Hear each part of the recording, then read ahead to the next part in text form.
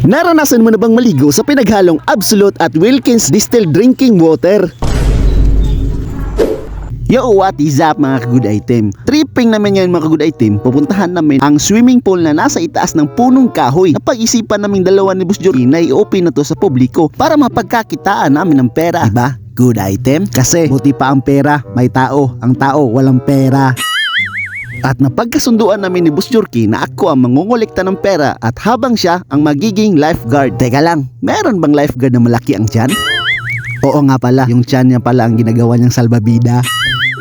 Good item. Chinek muna namin si taas kung nasa mabuting antas ba ang swimming pool. At meron na ngang paparating na mga turista na mukhang galing pa to sa India. Ma'am, good afternoon. Sila entrance? 1 hour, 100. Wala ko lang. 1 hour? Oo, 1 hour. Thank you. Ma'am, Asa mo? ma'am, kauban na ma'am? Kauban kami. Kauban mo?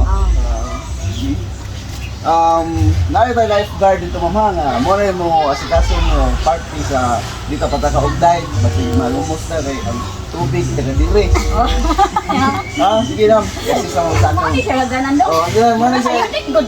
Kung escalator ni ma'am, paano ka? Yung sa dili. Ni ka pagsa. At sa puntong ito, tinutulungan ko silang makaakyat sa aming escalator kasi itong escalator namin to nagloko. Hindi pa kasi dumating mekaniko, nagagawa to, nagaling pa ng China kasi binigyan kami ng 1-day warranty. Pagkatapos ng 1 day, sira naman ulit. Good item. Bale, ang singil pala namin sa aming munting paraiso is 100 per 1 hour. Nagtataka ka kung bakit mahal? Kasi ang tubig dito na dumadaloy ay pinaghalong Absolute at Wilkins Distilled Drinking Water.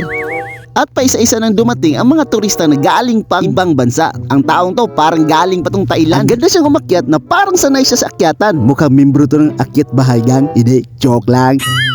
Di na talaga nakapaghintay si boss. Gusto na talaga niyang tikman ang preskong tubig. At may dumating na naman na dalawang chikiting na galing pang Switzerland. At dito, tinawag ko na si Boss Jorky upang maalalayan ang mga cute nating guest. Kasi priority natin ang kanilang kaligtasan. Diba-tiba kami ditong dalawa ni Boss Jorky. Makikita mo talaga sa aming mga guests na ang galak at tuwa sa kanilang mga mukha. First time pa daw to sa kanilang mga buhay na makaligo sa swimming pool na nasa itaas ng punong kahoy. Na para bang nag-chill like a villain lang sila. Na kahit man lang sa konting saglit, makakalimutan mo ang realidad ng mundo. Na tao ka na kailangan mong magsaya. Minsan kasi, mas inuuna mo pa ang trabaho kaysa pamilya. Wala nga pala si Papa Art dito kasi meron siyang inaasikaso sa kanyang pamilya. Inuuna talaga niya ang kanyang pamilya kaysa sa kanyang trabaho. Ang trabaho naman ang sumusuporta sa pamilya. Pero para sa akin, ang pamilya ay nag-iisa. Ang trabaho kay ramin yan. Pag matanda ka na at wala ka ng silbi sa kumpanya, madali ka lang palitan. At ang tunay na pamilya ang mag-aakay sa iyo at magmamahal sa iyo habang buhay. Maging wala ka mang silbi sa mundo, kahit na mawala ka man sa mundong ibabaw, lagi kang naalala kasi ikaw ang aming pamilya.